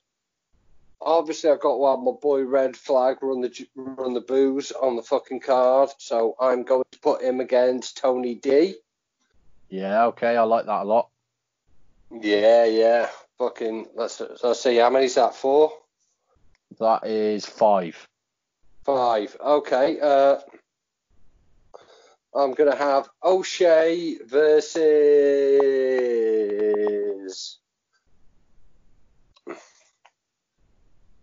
I'm going to have O'Shea versus. Fucking hell. You ever tried thinking of someone who O'Shea hasn't battled? It's fucking hard work. Marv 1. Okay, yeah. Marv 1. We'll have O'Shea versus Marv 1. Yeah, I'd love to see that. Yeah, okay. Or Real Deal, actually. Well, let's see. We definitely need Real Deal battle. Who's Real Deal going to battle in the UK?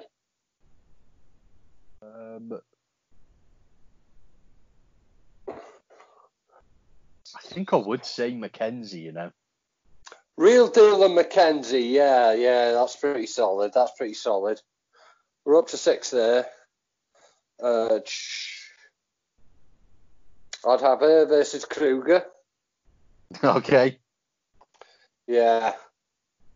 And I'd like to think that'd just be people taking the piss there, because like fucking they're both out separately living their lives now.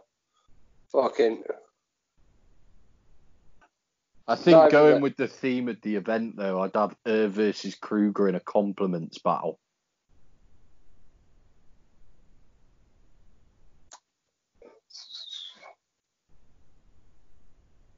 Okay, and maybe I'd like to have Archaic versus Frankie Waps. Yeah, no, I like that. That's nice. That's a good card, man. Yeah, man. No, on the subject of Red Flag, I forgot to ask this. Like, is the rumor of you guys doing a 2-on-2 battle ever going to come into play? Yeah, Red Flag is fucking one of my fucking number one main fucking G's. He's one of the people I love most in this. Like, fucking like we always fucking have a great time whenever they're fucking, and we would definitely smash 2-on-2, but. There was a brief point when something was going to be lashed together at the last minute, but I think we could. I think we could deal with anyone. Like, but it's just a sense of booking. We need the right booking to come through. Like, yeah, no, I get that, but I'd love to see that happen. That'd be incredible. To be fair. Aye, definitely. You know full well we would smash the fucking back out of it. Yeah, 100%. I'm a huge fan of both of you, obviously. So I hope that happens soon. And the final thing, I've just thought of another matchup that it's very left field, but one that I'd like to see for yourself. So I know Copacetic is quite heavily pushing to get UK guys over to Vancouver. Oh, yeah, man. Fucking, whatchamacallit? Yeah, big up Copacetic all day. He's always been supporting him. Fucking, whatchamacallit? Big up the Pacific Northwest guys. Fucking big up fucking Pigsty, man. Yeah. He's one of the most underrated in the fucking game. Yeah, he's coming on the show tomorrow. I'm looking forward to speaking Is to he? him. Yeah. Is he? Fucking tell him I fucking love him. I will do, man. Yeah, I'm looking forward to that. But left field as fuck, don't get me wrong, but I think you versus Lil G would be hilarious. Fucking, yes, fucking, I fucking mentioned this before, like, there's fucking, like, one of all there's an old Crooks and Clashes, fucking podcast, on Hulk's channel that was filmed in a studio. I think we filmed it, like, directly after the Lefty battle. And, like flipping a few days, like literally the day of the Lefty battle. And I was saying, like, I'd battle Little G then. Like, I've been saying that would be a banger for years. Like, I'd definitely do that. Like, yeah, I'd love to see that. That'd be great. I fucking love Lil G. I think he's amazing. But yeah, it'd have to be in Vancouver, that one. Oh yeah, definitely. I'd want to take him on with his home crowd behind him. Like, yeah, that'd be amazing to see as well. But yeah. Apart from that, man, that is pretty much the battle rap questions done with. I've been finishing off with just like some music-based questions and then some proper random ones to end up with. But proper difficult question, to be fair. But if you had to pick your all-time top 3 albums off the top of your head, what are you going with?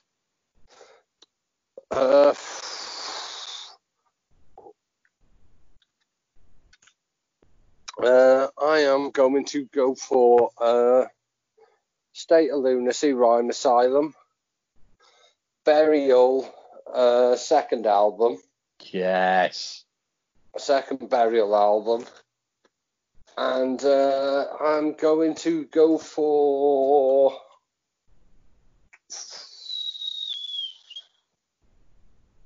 Let me think on this one.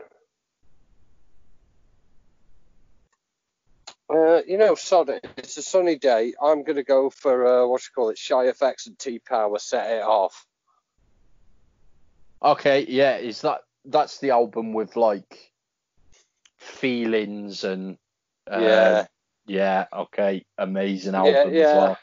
It's a sunny day. I'm out in my garden. That's what I'm feeling now. You ask me flipping in an hour's time when I'm sitting on my sofa, I might say something different. But those are the 3 albums I'm about right now at this second. 3 fucking amazing albums, man, and 3 that haven't come up on the show before. So yeah, I like that.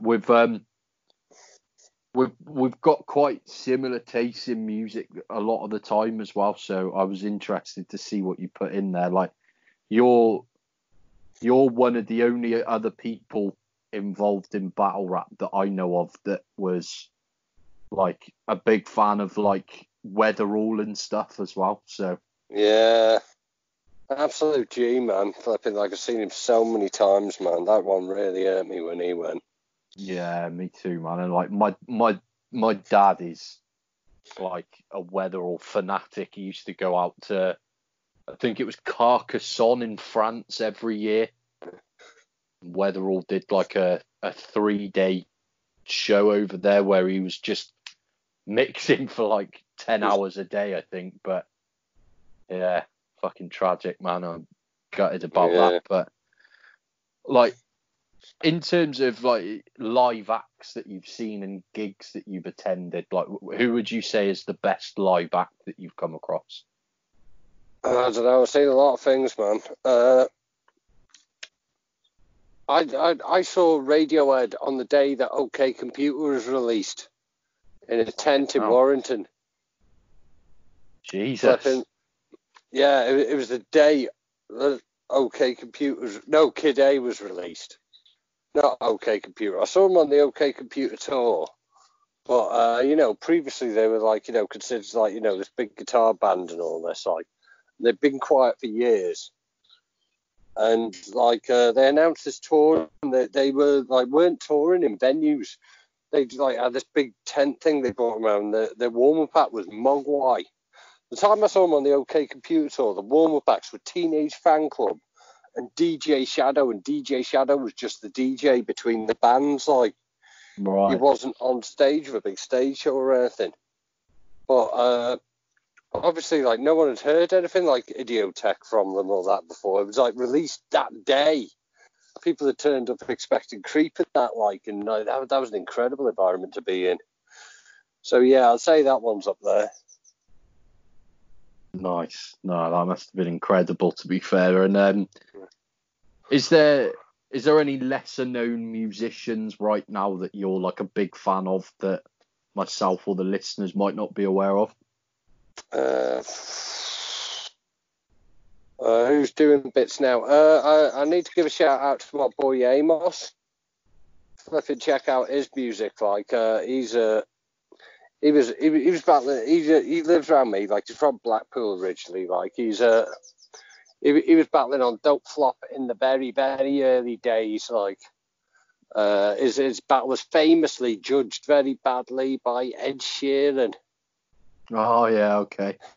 It was one of the wall packs. Evil Eyes and Amos versus Definition and Censor. But yeah, Amos is about, like, so flipping, he's got some new music coming out at the minute, so we've got to give a big shout out to Amos. And, who else? Like, I don't know. Flipping, I'm listening to a lot of the House of Black Lanterns mixtapes at the minute. Like, okay, yeah, I'm not aware of them. Yeah, it's the guy who used to be on what's it called? It used to be called Cannibal Ox, not Cannibal Ox, King Cannibal on Ninja Tune, Okay.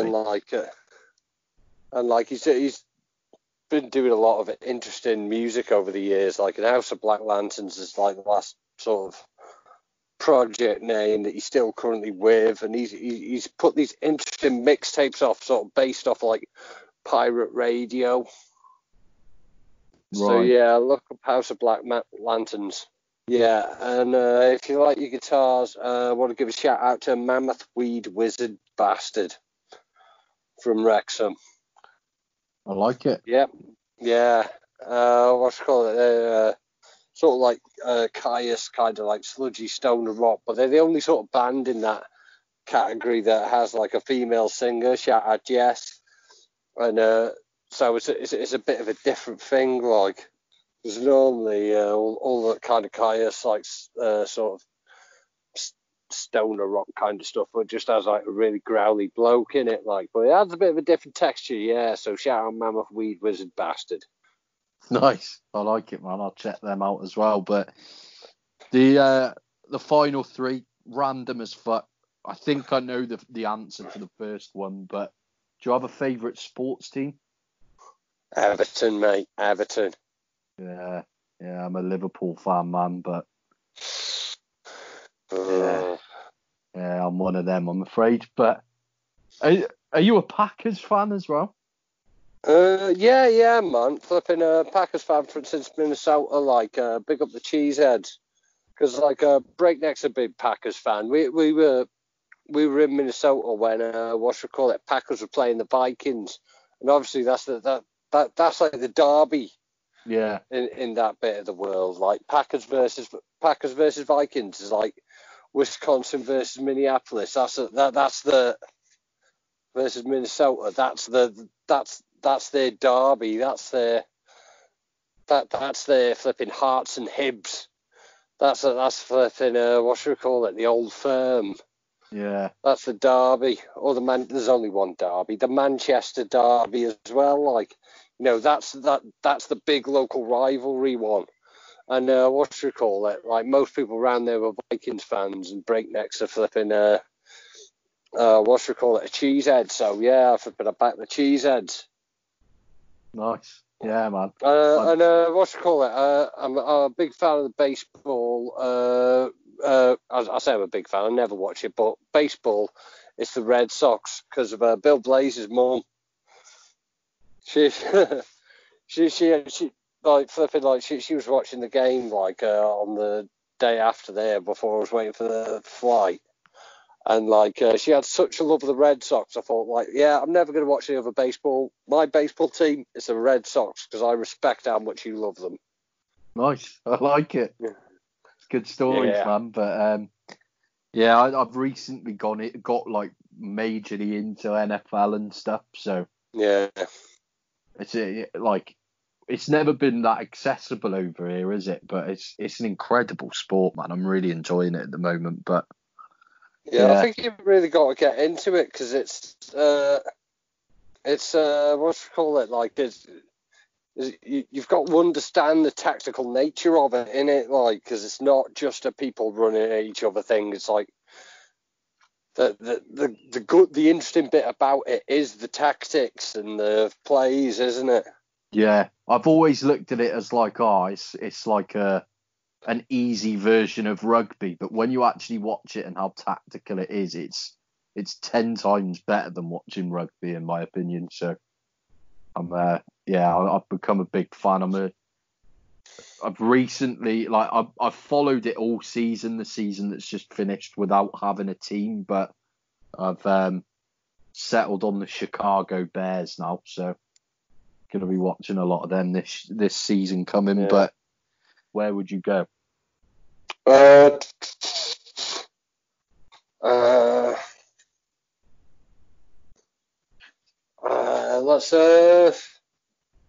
I'm gonna need to go somewhere weird, man.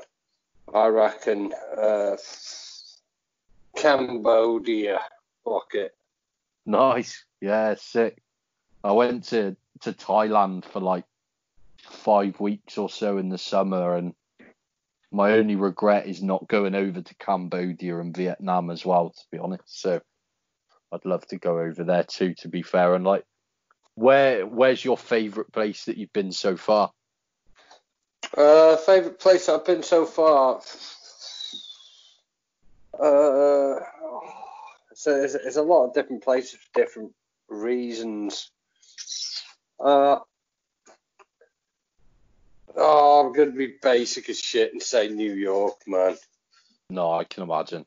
A lot of people say that too. Like, I've still never been to America personally, so I'm jealous on that front. But the final question, which has brought up some fucking terrible answers so far as well, to be fair, but what is the go-to snack or the go-to munches, and you can pick one sweet and one savoury?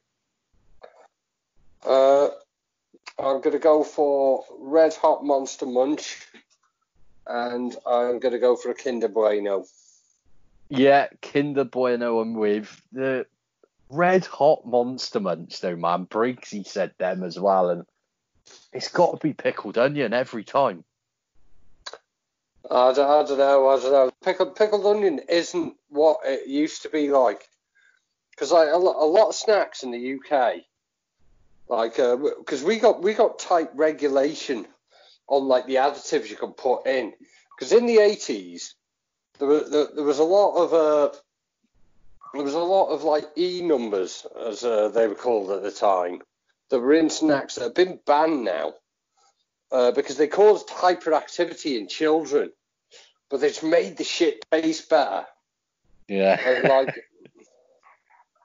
And what should we call it? So the thing is, like the pickled onion Monster Munch now don't taste as good as pickled onion Monster Munch used to taste like. No, I do see what you mean.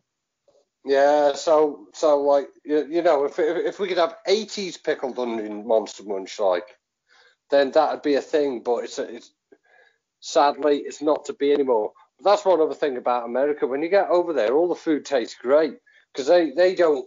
All the junk food tastes great because they haven't got the E numbers banned there. They just fucking because it's private healthcare, innit? So for kids acting hyperactive, you just fucking diagnose them with fucking ADD and fucking sell them fucking Ritalin every fucking month for the rest of their lives until they turn 18. Yeah, very fair I, point. I mean, honestly, like when I get to America, the first thing I fucking do is, because I've been drinking all the way there anyway, is I fucking grab a bottle of like orange soda, like just like orangeade, because it's like, if you look at it, the fucking colour of American orangeade is not even the same as like any orange fizzy drink. It's like neon from the UK, because they've got all the fucking E numbers that send kids hyperactive and simulate the effects of ADHD. Yeah. No, I see what you mean, man. But no, I'm not a big fan of the Red Hot Monster Munch personally, to be fair, but it's definitely not the worst answers I'd had, so Yeah. I can't fault you on that front. But no, apart from that, mate, that's pretty much all the questions done with. So in terms of like what I put in the description box, is there any links that you wanted to put in there apart from the podcast that you've got? Just drop my Twitter in there at COLAK. Drop the link to my YouTube, Sinister Cinema. Yeah. It's going to be Sinister Cinema for the time being, like. And subscribe to Sinister Cinema on YouTube, Stitcher, Podbean. More platforms coming soon, but Anchor FM are going a bit slow at the minute because, Skeleton Cruise and all that. But that will ultimately be out in some decent places. But, Nice. yeah. Happy days, man. But yeah, again, thank you for taking the time to come on, mate. I really appreciate it. And the video should be up on YouTube and stuff within the next few days. Hey, sweet. Nice one. But yeah, thanks for coming on, mate, and take care up there.